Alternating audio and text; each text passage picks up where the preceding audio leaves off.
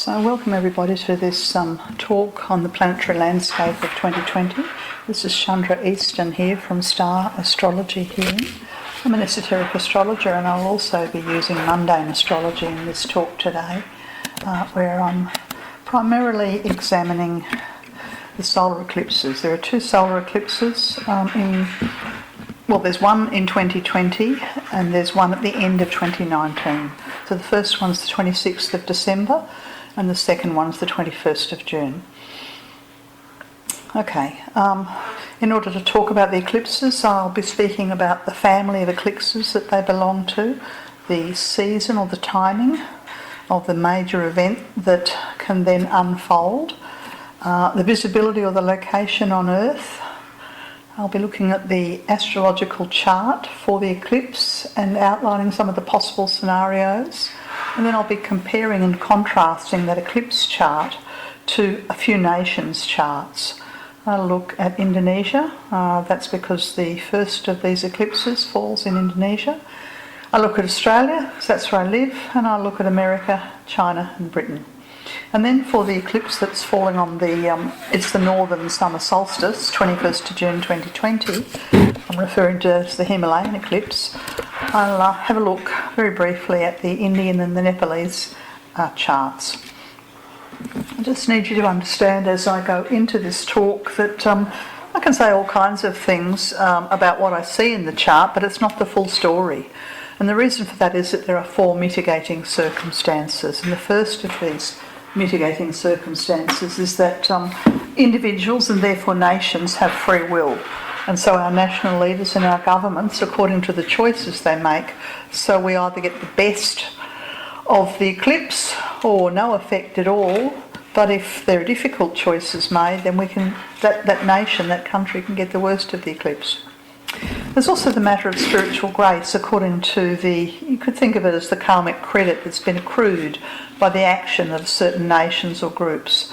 And how we accrue karmic credit really is to place kindness above materialism. So spiritual grace comes into play. The third mitigating circumstance is that there is a divine plan for the spiritual growth of humanity and the earth, and this is overseen by the holy ones, and we don't know what it is. And so we kind of don't have a big enough picture. We're too close to our lives to fully understand the reasons behind everything. And the fourth of the mitigating circumstances is that there's a spiritual intervention by the holy ones is permitted, and when spiritual intervention occurs, then it can potentially override humanity's free will. And this is only ever going to occur when the earth itself is under direct threat. And of course we realise that we are living with existential threat and threat to the life and the livelihoods and the well-being of countless millions of people on Earth, to say nothing of the extinction of many species. Okay, I'll also be working with the astrological rule of three, and what this does is identifies significant themes. So as an astrologer, I look at the chart, and when I'm comparing the eclipse chart to the charts of the nations, I may see something once that I think, oh, that's an interesting theme, but if I see it twice, then I'd say, well, it's not just possible that an event of that nature will happen, but it's much more probable. If I continue to see the theme repeating 3 times or more, then I'd say that the event is quite likely. So if I sound like I'm repeating myself on some things, it's because there are certain themes that are coming up. So pay attention to those. Okay, so I'm looking now at this solar eclipse chart for Indonesia, and I don't have the scope within this talk to go in depth into the chart, so what I'm going to do is focus upon the degree of the eclipse and the planet that's governing the eclipse. So the degree of the eclipse in this case is the 4th degree of Capricorn, and for that reason any nations who have the 4th degree of Capricorn, or indeed individuals, strong in their chart, it could be their sun, their moon, their ascendant, their midheaven, or if they have the 4th degree of the cardinal signs, and the cardinal signs are Aries and Libra, Cancer and Capricorn. So if the 4th degree of any of those signs is strong in the chart of a nation or indeed the chart of an individual, then this eclipse becomes quite personalised. Rather than it being a general influence, it's like having a spotlight on yourself and your life. Okay, and then Jupiter falls very, very close to the eclipse, and so therefore one of the mitigating factors, or the overriding factors of this eclipse, is Jupiter. And now Jupiter, in its finest and its best resonance, is about kindness and compassion and wanting to bring about a better world for others, and of course for yourself, but not to the exclusion of others. So there's a generosity of spirit. You could say, in effect, Jupiter governs the heart and the heart chakra. So those people or nations who have the ability to respond and to stay focused and act and live your life from the energy of Jupiter can then either simply not feel some of the negative effects or be cushioned by them. Okay, so that's fantastic. However, Jupiter has fallen in the sign of Capricorn, and traditionally what happens when Jupiter's in Capricorn is that we fail to reach our full potential. There's a failure of growth, there's a contraction rather than expansion, there's a being bogged down in materialism rather than being elevated and uplifted through kindness, compassion, through spirituality. Okay, and the other thing I've noticed about this eclipse chart is the tight square to Chiron in Aries. Chiron's, it's 2.5 degrees away from the eclipse. Now when Chiron's in Aries, for an individual, we either become extremely selfish or we struggle to find our identity. So that will be an important theme in the nations who respond to this solar eclipse. There will either be a struggle to define their identity, or there will be an extreme selfishness. I can't say which one, that comes down to the free will. Okay, so just to recap some of the positive scenarios because of the Jupiter, is that Jupiter is the harbinger of spiritual grace. And so we hope that there will be an uprising of the people of goodwill and an uprising of the actions and policies of compassion within certain governments. We would hope that the heart light of those people who aspire to make the world a better place, that it begins to burn more brightly. We would hope and indeed pray that there will be an increase in the number of people who are dedicated to united, concerted efforts to work on behalf of the greater good, humanity and the earth. Because of the very beneficent nature of Jupiter, there will be, without a doubt, pockets of protection in the midst of what is an accelerated cleansing of humanity's karma. We're going through an accelerated cleansing because we're in the midst of the great change. And in this particular eclipse, because there are several planets, I think there's about 5, maybe 6, 5 of them in the sign of Capricorn. So the pockets of protection will be there where the heart light is visible and strong in certain countries, and there will be pockets of protection within regions and groups where the heart light is visible and strong. Because of course the holy ones, the spiritual leaders of earth, are able to see the degree of our light, the degree of our compassion. They're able to see etherically in the spiritual realms the amount of light that a nation or a leader or a group or a region is emanating. Okay, in terms of this chart, I've tried to divide some of the possible scenarios, and I'm emphasising the word possible there, into different arenas. So the first arena that I've chosen is the terrestrial or the physical realm. Now in the chart, Vulcan sits conjunct the South Node, and therefore, because we're talking about the physical body of the Earth, and Vulcan is associated with volcanoes, then I'm inclined to think that there will be an increased activity of volcanic activity that will shift the tectonic plates of Earth. And it's quite possible that the Sunda plate in Indonesia is particularly in focus because that's where this eclipse falls. And of course we know from the Boxing Day earthquake of 2004 or 5, I forget which one it was, that we had fairly major regional tsunami and a massive loss of life. The other thing we could say is that equatorial volcanic activity is much more dangerous because the scientists have proven and discovered that it's possible for a large equatorial volcano to affect the weather of the Earth, and or to set off like a firecracker chain to literally light up the ring of fire. So that's one of the possible scenarios, especially in equatorial regions. Now, on a political level, as I said, with Jupiter in Capricorn, materialism tends to rise above the humanitarian impulse, and this leads to the right wing and the ultra-conservative parties. This eclipse, Jupiter on the eclipse is falling in the 8th house, so this leads to government secrecies and governments in damage control. And of course, the rise of materialism overtaking the heart leads to greater suffering for the poor, for the aged, for the vulnerable, and so we get an increasing gap widening between the haves and the have-nots.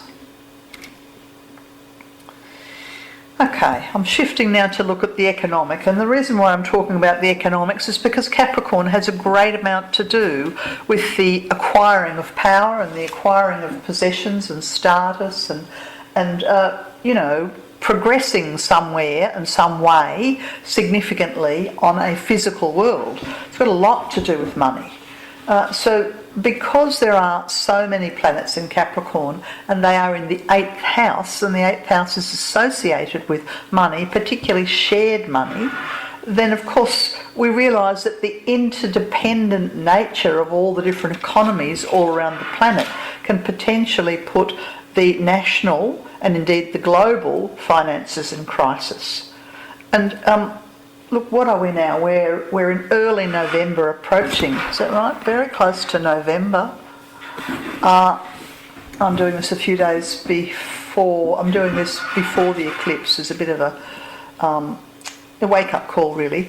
But we know that the IMF, the International Monetary Fund, are advising financial restrictions. They're advising governments to put in place financial restrictions on the withdrawal of money. And effectively what this does is it makes cash illegal. And the reason for this is to prop up the banks, because we have an economic downturn that's, well, certainly here in Australia and I think in many other places, is dragging the economies down, and therefore the economies are stuck in the doldrums. And the danger is that the interest rates may enter into negative territory. And if that happens, then effectively we're paying the banks to mind our money. So in order to make sure that we don't walk away from the banks, they don't want the banks to crash, they're going to make cash illegal. Effectively locking us into using the digital currency. I mean, this sounds quite shocking, but it's a tactic that's the rollout of the move towards the digital currency, and at the same time the move towards making cash illegal is a global phenomena, and it's particularly dangerous. And of course the rationale for this is that we have to stop the profiteering in the black market, but really what they're doing is trying to do is prop up the banks in the event that because the banks only make money if there's a fluidity in currency, and as everything gets tighter and people don't have so much money, they tend to sit tight. So one of the difficulties is that the currencies will devalue, and therefore our capacity to buy whatever we want to buy, look, it could be an overseas holiday, it could be a house, but our buying power shrinks. So our buying power is potentially shrinking while the inflation, the cost of living, is skyrocketing. Now, this whole scenario is very dangerous for governments, and potentially it could lead to the financial collapse of some governments. This is all part and parcel of the Capricorn stellium in the 8th house, because money is interdependent on the global market. Other problems on an economic level that come from this stellium are the unsustainable debt burdens of some countries. So owning your own home could be a dream, or mortgage default issues could be on the rise. Now, when people's homes and livelihood are threatened and the incomes have stagnated and the cost of living is increasing, well, this can easily lead to civil disobedience or rioting.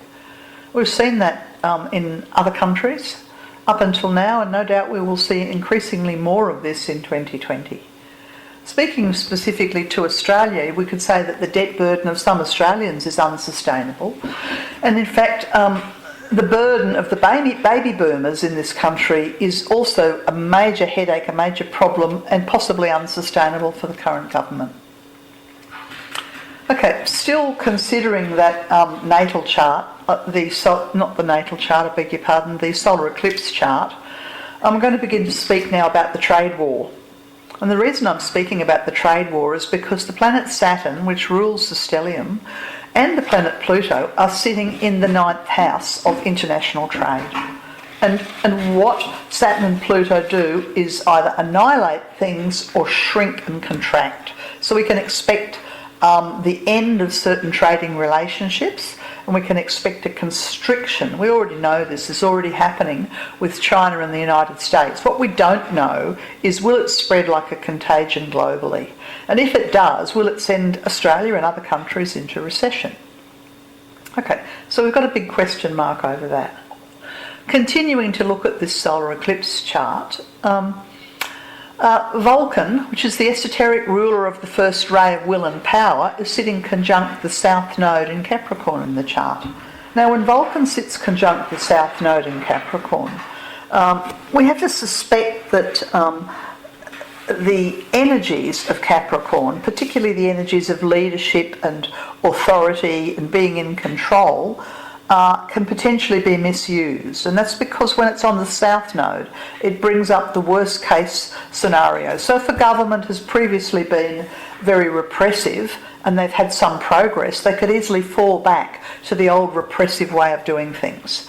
So governments are possibly, some governments, not all, may revert to a misuse of misuse of power, and therefore what we see is the strong arm leaders on the rise. And of course, what happens here is that power overrides and overtakes the freedom of the people, that is democracy. So this is very dangerous. Yeah? This is Vulcan sitting on the South Node. I could also say that when Vulcan sits on the South Node, we have to respect and care for the Earth, and any failure to respect or care for the Earth will have consequences. For instance, in the mining industry, there's a lot of gouging of the resources of the earth for profit, but no due care and attention to the earth. So this will have its consequences. We can't just take without giving.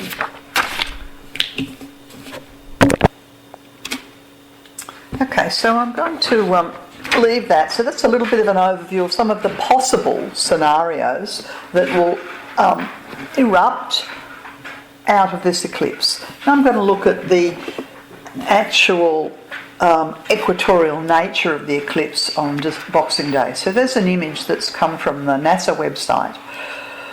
And you can see that it's hard to see maybe. There's a little star in the middle there that is the point of greatest eclipse. And this point of greatest eclipse is near Rapan, in northern Sumatra. It's actually on an island just off the coast of northern Sumatra, not in Indonesia, not far from Singapore. And the visibility, the countries that will be able to see this eclipse will be southern Malaysia, southern Philippines and southern India. Also the Maldives, West Papua, and a very small part of Australia, which will be the Kimberley region and the Cape York. Yes, so here we have an image of the different plates, the tectonic plates, and I talked before. So the eclipse is falling around about here, off the east coast of northern Sumatra, on the Sunda plate, and that puts a lot of pressure and tension on the Sunda plate, which is already, this region is an area you can see with the Indian plate, the Eurasian plate, the Philippine plate, the Timor plate and the Australian plate, the Malacca plate and the Banda Sea plate. There's a whole lot of plates sort of coalescing and connecting and sort of bumping and grinding in this region. It's sort of like a traffic jam, really. Okay, and as I mentioned before, the equatorial volcanoes are the ones that have the capacity to change the weather of the planet. And the interesting thing about this, or the significant factor, is that 2/3 of these volcanoes are located in Indonesia. The scientists have proven without a shadow of doubt that the biggest pyroclastic eruption on Earth, volcanic eruption on Earth, that happened in 1257 came out of a mountain that we now know as Mount Rinjani. And this was in 1257, and it was followed the following year by global famine and bitter winter and torrential rains, drop of temperatures. Now the reason for this dramatic famine and weather interference is that the rays of the sun were blocked out by the ash cloud for more than 12 months. Okay, so Mount Rinjani continues to be active. Biggest, largest pyroclastic volcano that we have been able to measure thus far on the Earth, and it's still active. It was active in 2010, it was active 3 times in 2015. So this makes, to my mind, there's a beautiful, well, not so beautiful really, there's an image, someone's painted this, drawn this, someone who's witnessed Mount Rinjani blowing its lid. Mount Rinjani is just one of, I think it's, 130 volcanoes, active volcanoes in Indonesia, something like that. Mount Tambora is another one in Indonesia, and this is an image of the caldera, or the crater, that exists in the top of the mountain, because the top of Mount Tambora was literally blown off. Last time it erupted was 1815. This is 250k east of Denpasar, and it is one of the largest eruptions of the last 10,000 years. And same thing happened the following year. There was a year without a summer, felt all around the planet, remembering that the equatorial volcanoes affect the weather of the planet. There was unseasonal snow in New York and Europe, the crops failed, there was famine, and Mount Tambora is still active. Most recently there were minor eruptions in 1965 and 2011, so you could say it's a little bit overdue. Okay, that's an image there of the 20th century volcanic eruptions in Indonesia. So you can sort of see how volatile this whole region is. So over here is where the eclipse that's occurring on Boxing Day happens. Down here on the island of Java we have Mount Rinjani, there it is. Krakatoa, somewhere on this map I saw before, can't see it now, somewhere there. Yeah, but this whole region is extremely volatile, and it, to my mind, looks a bit like those firecrackers that sort of, you set off one and it sets off another one and sets off another one, and there's Krakatoa right at the western end of Java. Yeah. Okay, volatile region, and particularly volatile when an eclipse occurs there. Okay, now eclipses come in families, just as your family and my family have certain themes, or they're noted for certain things. This particular eclipse that's occurring on Boxing Day in 2019 is known as an eclipse of traumatic transformation. So it brings trauma and transformation. Okay. The other thing about this eclipse is, even though the current eclipse is in the 4th degree of the cardinal signs, the eclipse family was birthed way back when in the 27th degree of Leo. So the 27th degree of Leo also becomes kind of interesting in this, and the time frame for the eclipse is that there'll be a window which is called the eclipse season of about 3 weeks, but the run-on effects can last months or years. And so one of the things that's linked to the fixed star Caus Majoris, that's in the bow of the Archer, are coronations. So I immediately think about King Charles as the possible next sort of head of the monarchy in Britain, if indeed the monarchy continues. It's also a very favourable eclipse for planting trees and sowing seeds and building towns. So I look at that and I think, well, if you're living communally or sustainably, or you're involved in bartering or swap networks, well, that's brilliant and fantastic. But the traumatic transformation comes about because the danger of political conflict or earthquakes or natural disaster. So I've got to take those keynotes and apply them to 2020.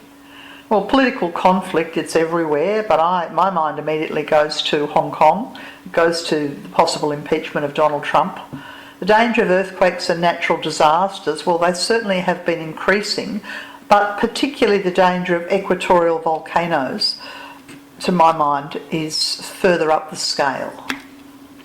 Okay, now in order to understand how any family operates, we generally have to look back through the history of the family. So I've looked back through the history of the 20th century and I've picked out 4 events that were connected with eclipses from this family of the, what did I say it was, the third Saros cycle. Okay, so 2 of the events that jumped out immediately to me, one of them was 2 of them were economic, and the first economic event was within the week leading up to the eclipse on the 1st of November 1929. And what happened was that Wall Street crashed. Yeah, okay, so Wall Street crashed. So immediate, and that of course then led to the Great Depression. And so think, okay, we've got some parallel to this going on in 2020. Is Wall Street going to crash? Is there going to be some global recession? Will it lead to a global depression? That's a question mark. We don't know that. Okay, the second economic theme that I noticed, and when I was looking back through the eclipse of the family history, was the Argentine economic crisis. And about 4 or 5 days after the eclipse, because it's within the window, the 14th of December 2001 is when the eclipse occurs. So within that window of the 3-week window around it, the Argentine economic crisis occurred in Buenos Aires because there were measures restricting the withdrawal of cash from bank deposits. Now this is really interesting because we have a lot of these policies being floated by the IMF now about limiting the amount of money we can take out of the banks. And this is what triggered an economic collapse and an inflation crisis in 2001 in Argentina. So we must pay attention to the potential for a banking collapse and or a lockdown of cash. Yeah? So we've got a pretty significant warning bells going on here to do with the economy. I've picked out 2 more eclipses from the 20th century that are part of this third Saros cycle south. And the first one's in 1947, and it was the 12th of November 1947, and that was the very first time that an international agreement, they called it the GATT Agreement, the General Agreement on Tariffs and Trades, was established. Okay, so I noticed that because at the moment there's all this talk about a trade war, yeah? And I noticed that back in 1947 is when they tried to set up an international body to promote trade. And now, what are we, 50, 60, 70 years later, we've got a significant trade war going on between China and the USA. So I know that that will be a theme of 2020 because it was a theme that was the beginning of the trade, international agreements for trade. Another thing that I'd like to point out was that there was an eclipse on the 23rd of November 1965, and a momentous global event that occurred within the window. About 2.5 weeks before that, on the 4th of November, was the USA launched their war in Vietnam. They sent 90,000 plus troops in, and I don't know how long they were there for. Was it a decade? Anyway, it was the war that nobody won, and great tragedy for Vietnam and many, many nations. So I think, okay, well, better be careful about wars that will be started during this eclipse window from early December until early January, because any war that starts may well run along the same theme as the Vietnam War. Okay, and the other thing that I noticed that was connected to this eclipse of the 23rd of November 1965 was that the space race between Soviet Union and USA really took off. Yeah? And my sort of ears pricked up when I found this, because I thought, oh, hang on a minute, they've just launched the space race to Mars at the moment, the mission to Mars, and I know in Australia our government's jumped into wanting to be part of it. And so the space race between the major global powers is part and parcel of this traumatic transformation family history of this eclipse. Okay, so you're getting the picture? We've got the issues about a depression or a global economic crash. Yeah, that's one thing to look out for. And what we're going to do is to see whether the eclipse chart activates any nations in a way that make these issues more likely. Issues around the sustainability of international trade will be top of the agenda. Possible issues around unwinnable wars will be there, like Vietnam, and the space race.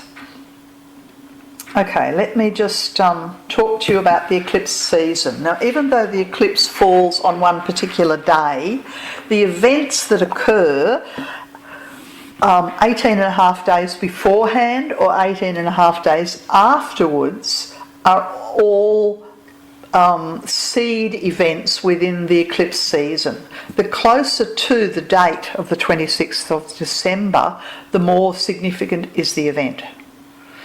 But it doesn't have to be right on the 26th. It could be the 10th of December, it could be the 3rd of January, within this window. Okay, 37 days. So we're looking, during this window, we're looking for key seed events that are on the themes of banking crisis, space race, what were the other themes that I was just telling you about? International trade, the starting of unwinnable wars, Great Depression, and the withdrawal of cash. So they're the themes we're looking for. Okay, now the flow-on event. So if there's a particular event, a key seed event, it can take months or years before it really the final results are seen. When we're working with eclipses, we work with a very narrow orb. That is 3 degrees either side of the eclipse. And as I mentioned before, this eclipse is in the 4th degree of Aries, so we will look at close to the 4th degree of Cancer, Libra and Capricorn, the other cardinal signs. And that means that people who are born within a couple of days of the 26th of December or the 25th of March or the 25th of June or the 27th of September, well, the eclipse has got your name on it. Okay. And of course, if you have any of those degrees of, Aries, Cancer, Libra, Capricorn in the 4th degree on the midheaven or the ascendant, well, then it's a very significant year for you. Okay, so we're just going to move on now and look to the Indonesian chart. Now what I'm looking for, as I said before, is I'm looking for anything in the 4th degree of Cancer. Nothing there. The North Node is 4 degrees away. Yeah, it's pretty close, but it's not within the 3 degree orb. Yeah?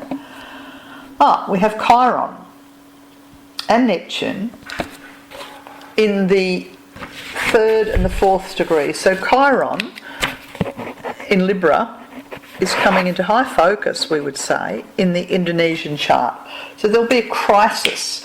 And Chiron in the Indonesian chart sits in the 12th house. So there'll be a crisis of the relationships that Indonesia has with, could be neighbouring countries, or it could be trading partners, or it could be other Muslim countries, but there'll be a crisis that's got certain karmic ramifications. And that's because Chiron is in Libra and it's being activated in the 12th. Okay.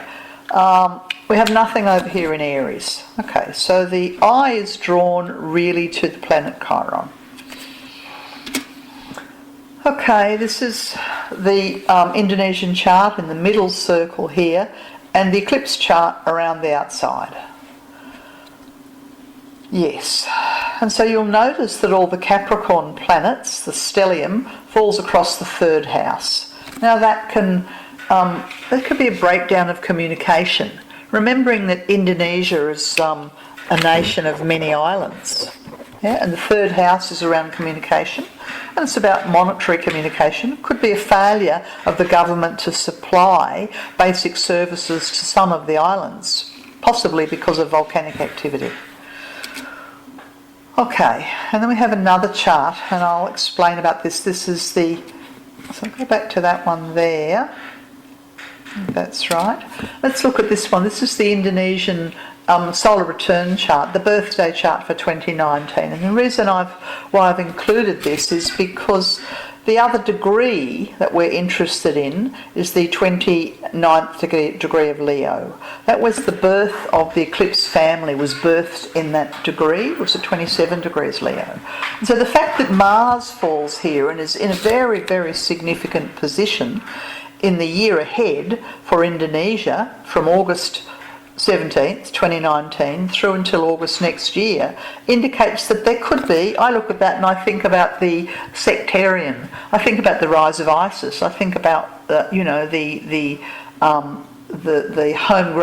homegrown terrorism. And I know on the news recently there's been, I think it's an Indonesian ISIS leader who's been captured and killed.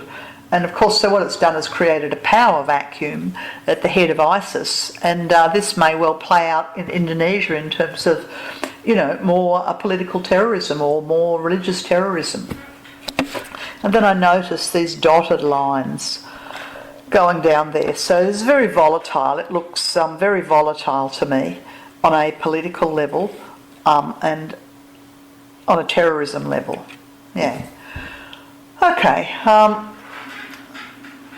Right, so Vulcan's in the 26th degree of Leo, and one of the things that happens around Vulcan is Vulcan governs volcanoes. So this increases, so we're going from a possible volcanic eruptions to a bit more probable now, because Vulcan is being activated by this 26th degree. And of course we know that could lead to tsunamis and economic chaos and the resurgence of ISIS. I just told you about Mars in the solar return, and it's conjunct the fixed star Regulus. Now, the fixed star Regulus is about royal leadership.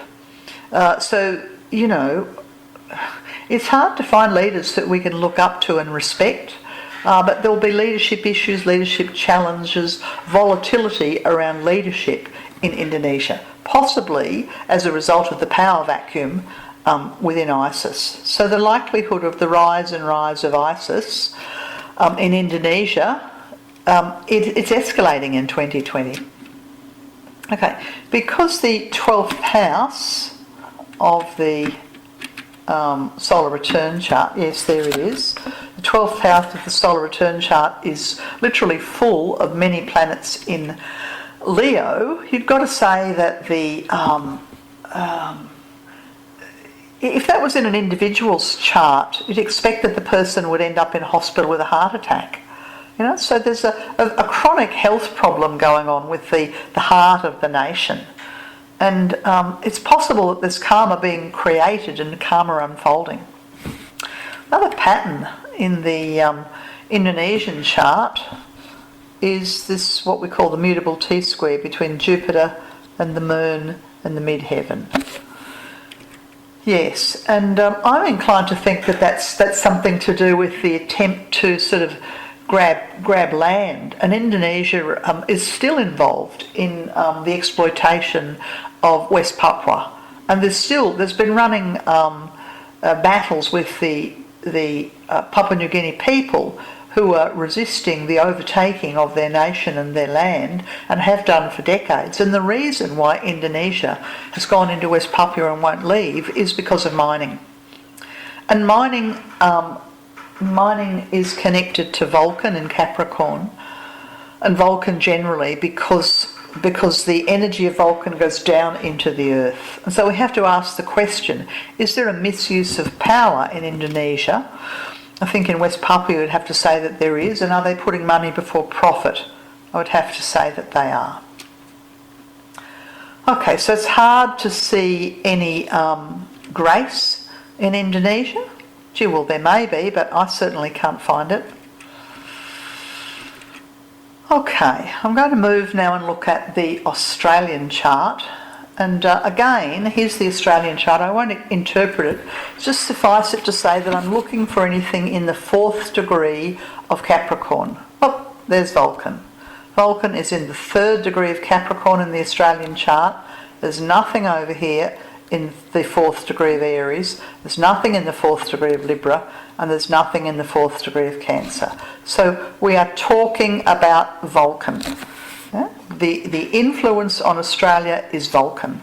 Now Vulcan is to do with the rare earth minerals that Australia has in plenitude. And of course this is what we export to China.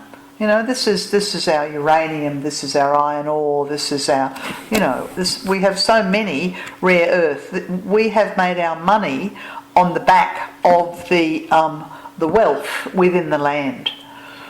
And yet the eclipse is activating the Vulcan. So here it is, there's the eclipse chart around the outside, and you'll notice that the eclipse chart is right on top of Vulcan, but it's all in the 9th house. The 9th house is the house of international relations and particularly international trade. So all of a sudden I'm getting alarm bells going off about the restrictive energy, that's the Capricorn, of our international trade and specifically our the commodity market, the iron ore, everything that we export, primarily to China. I would imagine that is going to slow down. And then I think about the trade war between America and China, and it's very hard when I look at this Australian chart to think that it won't affect us. Without a doubt, the trade war between America and China is going to hurt the Australian trade, particularly in the mining sector, which will hurt the Australian economy, without a doubt. Okay, I think I might continue on. All right, so I've broken the influences of the impact on the Australian chart into several sectors. I've broken it into the terrestrial, the earthly connection, and I've talked a little bit about the mining, but the other thing is that the Capricorn is an earth sign, and we are in Australia the driest continent on the earth, and we are currently in the grip of a drought that's been going for, I think it's 7 years, and there are big fights going on in Australia as to do with who owns the water.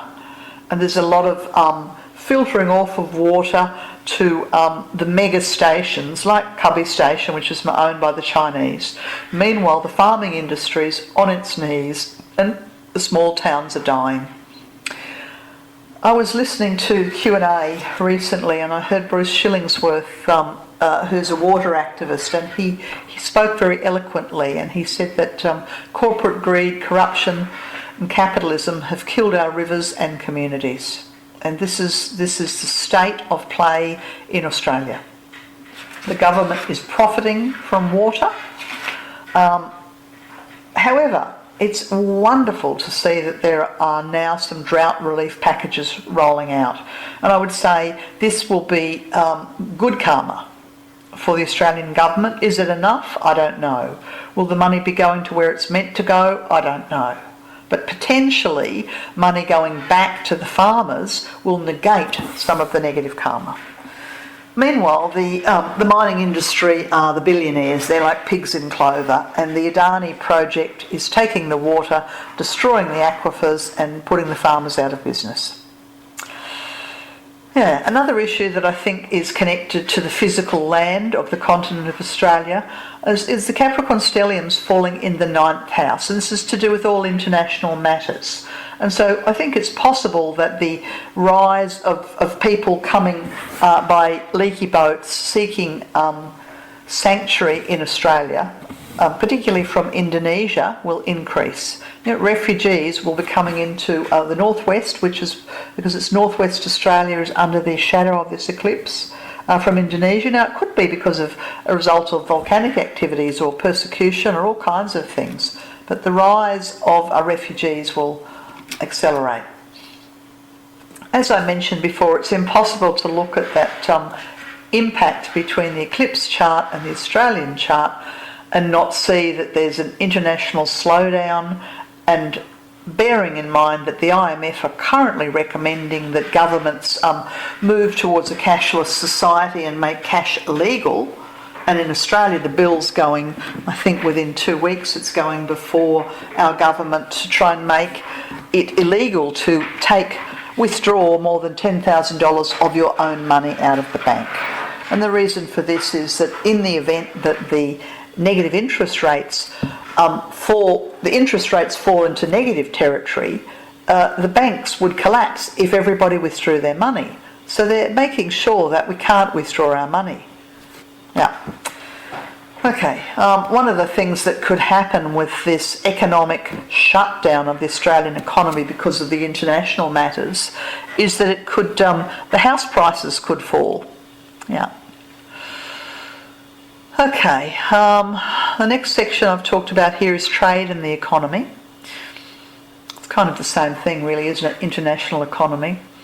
As I mentioned, the eclipse falls right on top of our Vulcan in Capricorn in the 9th house, and Vulcan governs, as I said, the rare earth energies, things we dig up out of the ground. And so, as I've mentioned, the collapse of the commodities market into China is foreshadowed and almost, I would say, inevitable. And the run-on effect from all this international slowdown of economy is that the marginalised people, the homeless people, feel the cost of living and the homelessness the greatest. Another group of people who are liable to feel the pinch are the elderly and the aged people and people on the aged care pension. Now, in Australia, I don't know whether they will extend and push the eligibility out past 70. It's entirely possible, or they'll cut the pension. But it looks to me as if the government's going to have a lot of trouble supporting people on the aged care pension. Okay, on a political level, with the Capricorn stellium in our 9th house, well, one of the things I'd mention is that we've become a pariah on the world stage. We have inhumane refugee policies. You know, there are people still living in Manus Island in limbo. And the other thing that may well come up is the republic issue. Should we move to become a republic? And of course, I think that would be triggered. That issue would happen if there was a monarchy, a change in the monarchy in Britain. Yeah, so we would piggyback off of any changes there, and they may be probably more likely to be the second half of 2020 because they're indicated by the eclipse from the middle of the year. One of the difficulties when Capricorn stellium falls in the 9th house, and the 9th house is about communication and the free giving and exchanging of information. And our current government has increasingly over the last, I don't know, whether you'd say 10 years or 20 years, been more secret. Yeah. So more recently there's been an attack on freedom of speech with the journalists of the ABC. Increasingly, under the guise of national security, there's a rollout of the surveillance state. And therefore, what we effectively have is a dismantling of democracy. Surveillance or a police state, a loss of civil liberties. You can't protest anymore. Laughing or dismissing the International Court of Justice in The Hague when they point out our lack of compassion. Increased government secrecy. All of this is because the Capricorn stellium is falling in the 9th house in the Australian chart. It's hard to find something positive to say.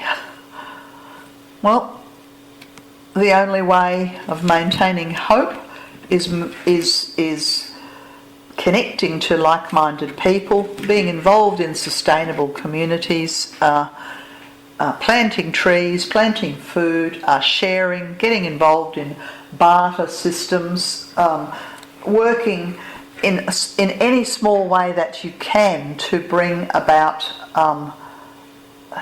a betterment of life within the society. Okay, I'll move on to the United Kingdom chart. This is the chart that's cast for 1927. This is after United Kingdom had stolen's the word I want to use, the 6 counties from Ireland, and the Republic of Ireland separated, so they allowed the Republic of Ireland to become independent, but they kept the 6 counties.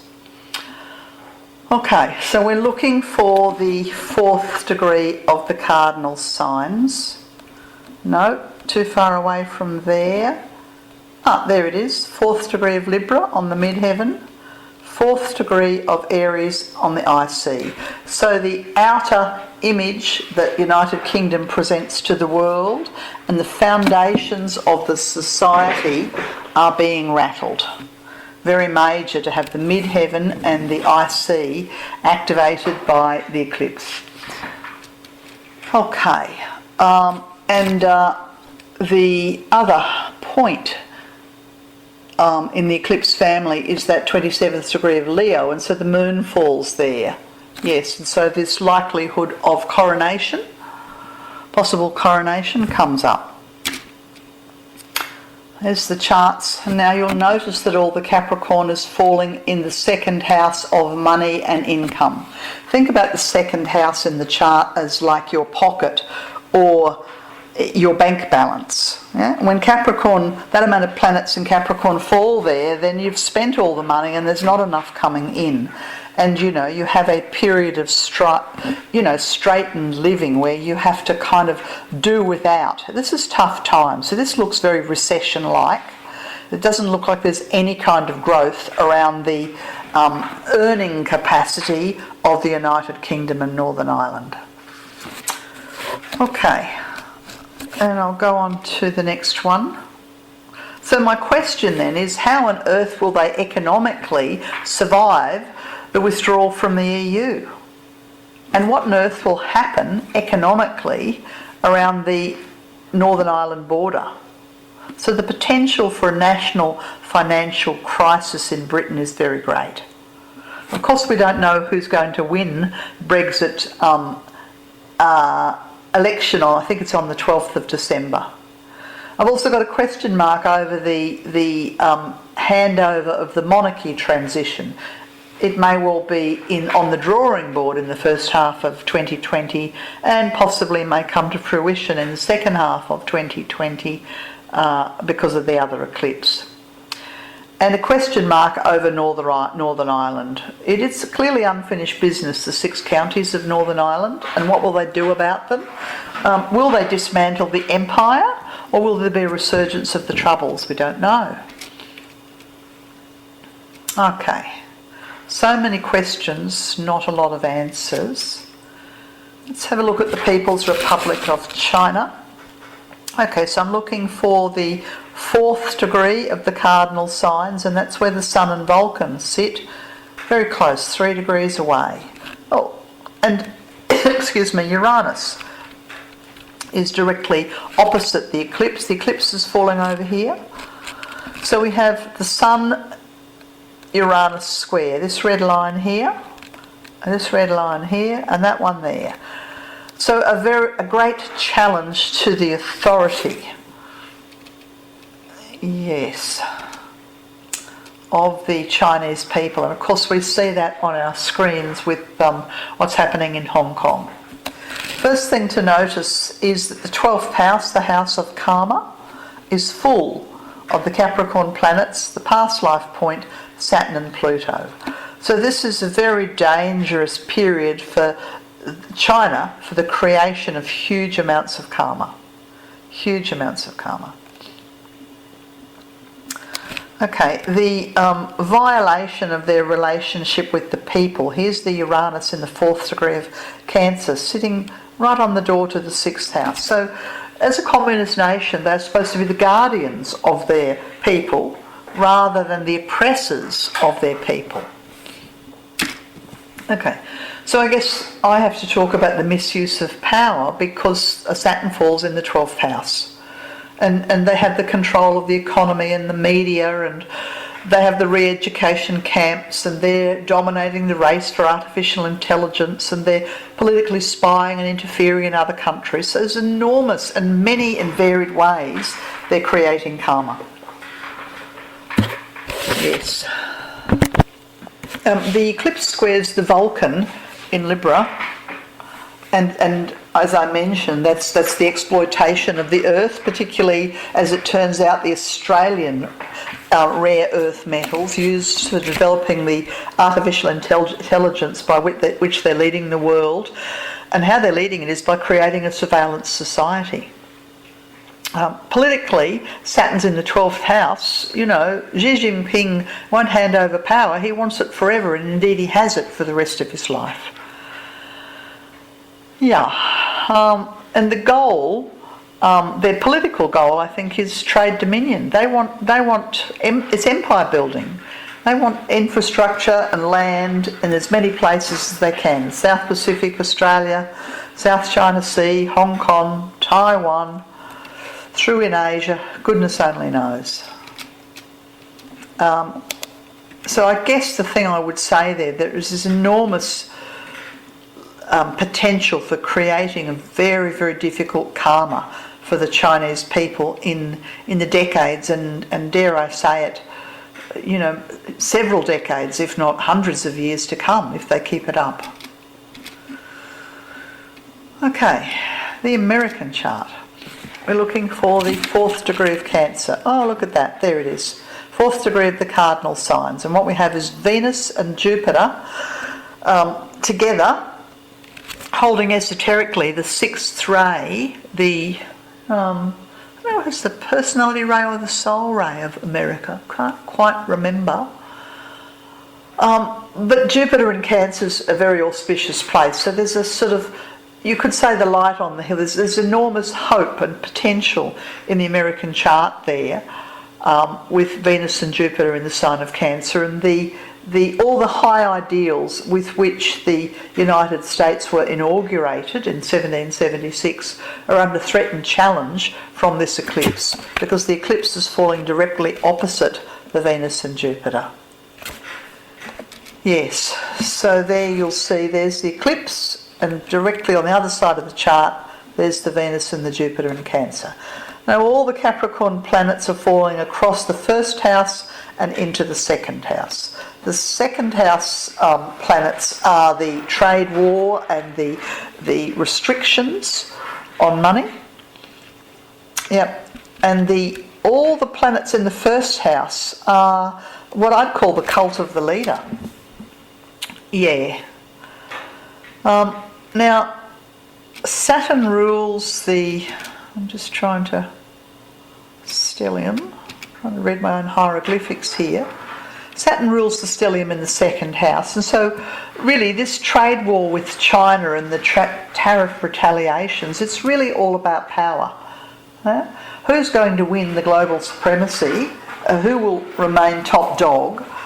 Will it be America or will it be China? Well, it's being played out through the trade war and through money. Yeah? But what we have is Saturn and Pluto in the 2nd house. So the stakes are pretty high, and the end game could be a global recession. Transiting Saturn's opposite Vulcan in the chart. I'll show you where that is. There's the Vulcan at 18 and Saturn here at 20. Yeah? So it's possible that America will need more and more of its own commodities, things to dig up out of the earth. And will they go into Alaska to mine the pristine arenas of Alaska? That's possible. It's also possible that as the Saturn opposes Vulcan, that the volcanoes, particularly on the northwest Pacific region, erupt, or the volcanoes in Hawaii erupt. As I mentioned, the midheaven of the chart has this 2 degrees there within range of the eclipse.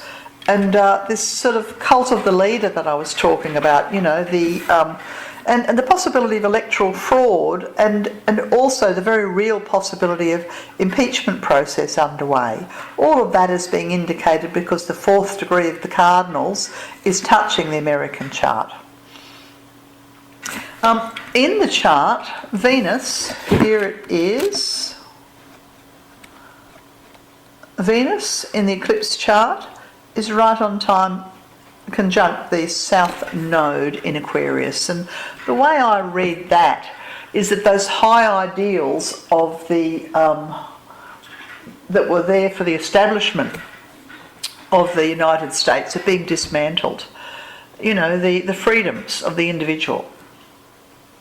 And as I mentioned, the soul light of the nation diminishing as the eclipse opposes Jupiter in Cancer. Pretty well run out of time and run out of breath, and I didn't intend of saying a great deal about the Himalayan solar eclipse, except to let you know that there is one on the 21st of June 2020, and that is the northern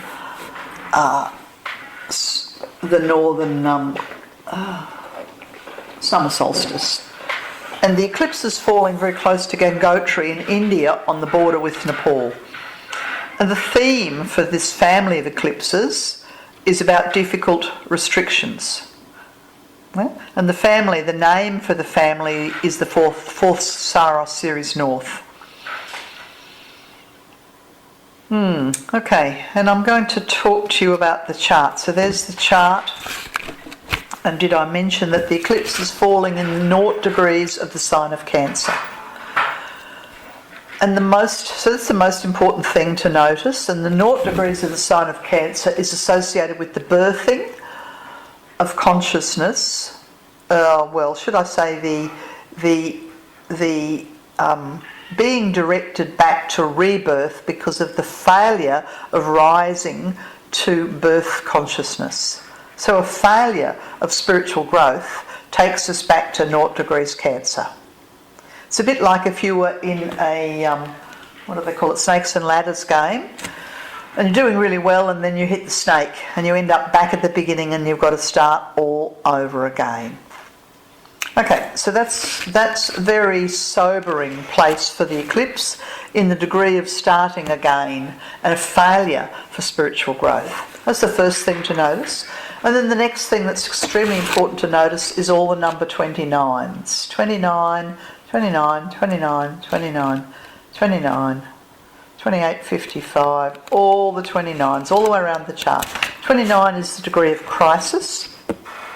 So we have a crisis for the family of humanity and a failure of reaching the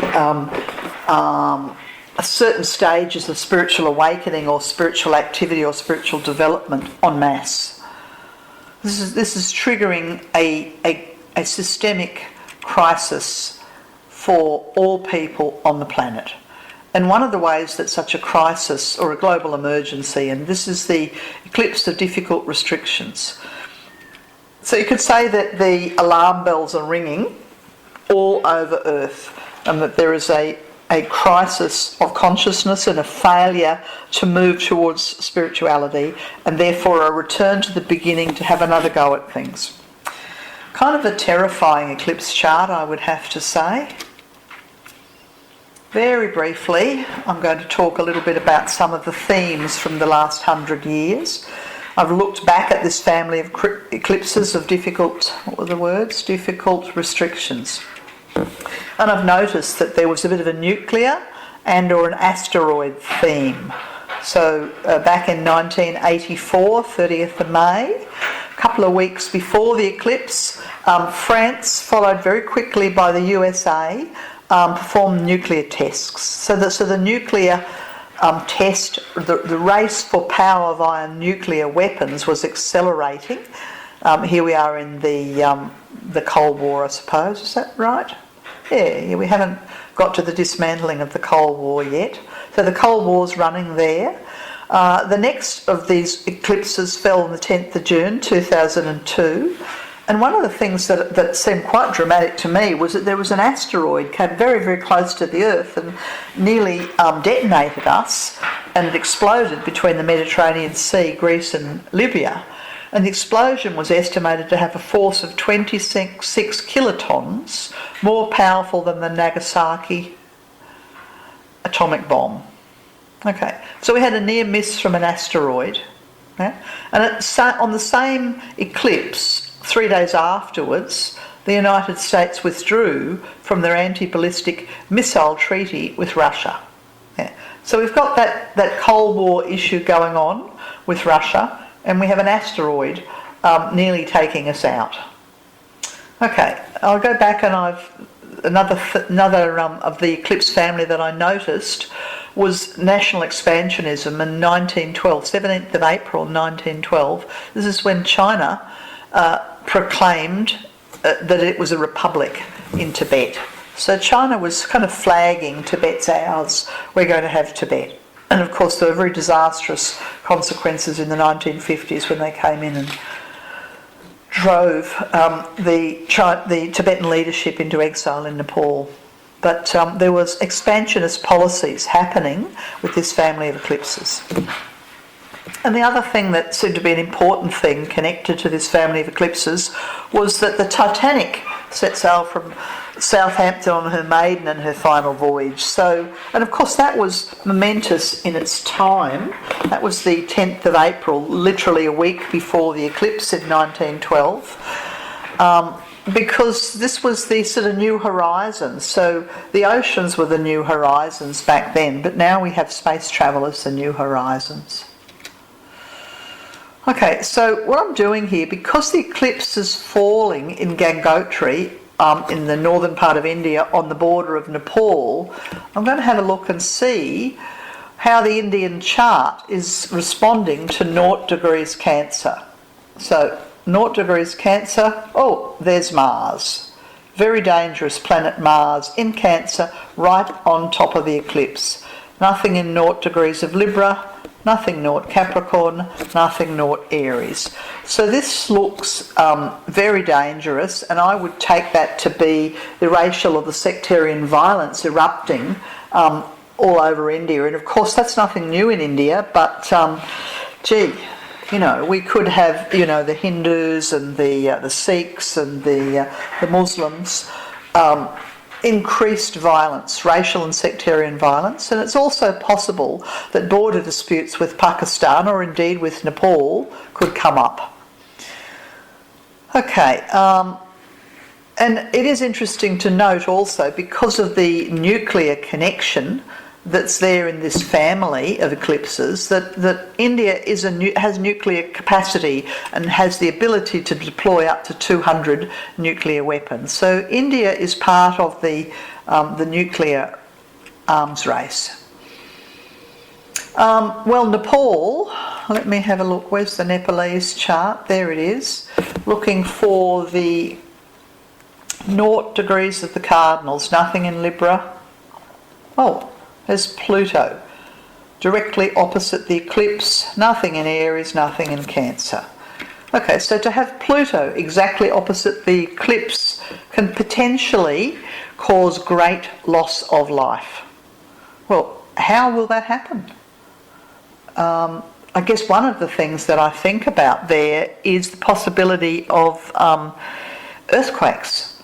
I think it was 2015 where there were very large earthquakes in Nepal. So I'd say that the likelihood of earthquake activity with great loss of life. But I'm also aware that this family of eclipses holds the theme of the asteroid. You know, that near miss that happened back in 2002 when the asteroid nearly hit Greece and Libya, landed in the Mediterranean Sea. Well, I don't know. Is it possible that there'll be an asteroid slamming into Nepal? Who knows? Okay, I'm running out of time here, but I'm just going to mention a couple more things.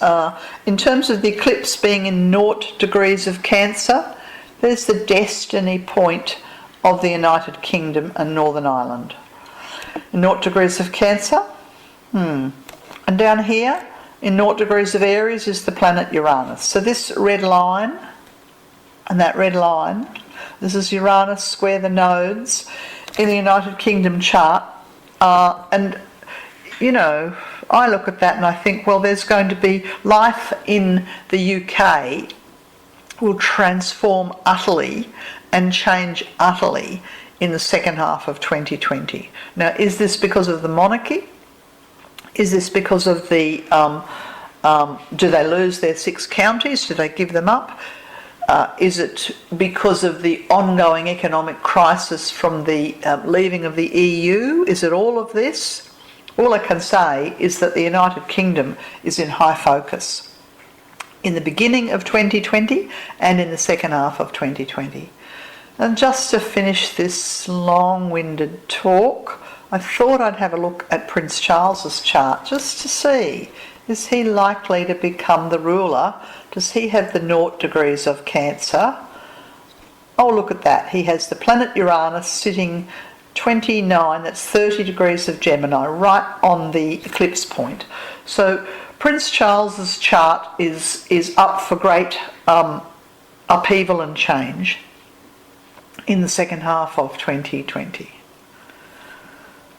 Okay, and I think I've run out of steam, and so that's all I have to say about 2020. I hope I've given you a bit of an overview of what we could possibly expect. Remembering that the most important thing that I said was the positive scenarios of the Jupiter ruling the eclipse, and that the protection and the spiritual grace will be there when we unite for the betterment of others, when we strive to make a positive difference to the society, to our family, to our communities, to the earth, and to remember that there will be pockets of protection for those who work for the light. Yes, okay, that's all for now. Thanks for now. If you want to have a look at my YouTube channel, there's lots and lots of other talks on the YouTube channel, and if you're interested in looking at your chart to understand your year ahead, please get in touch with me at starastrologyhealing.com. Chandra Easton. Thank you, bye.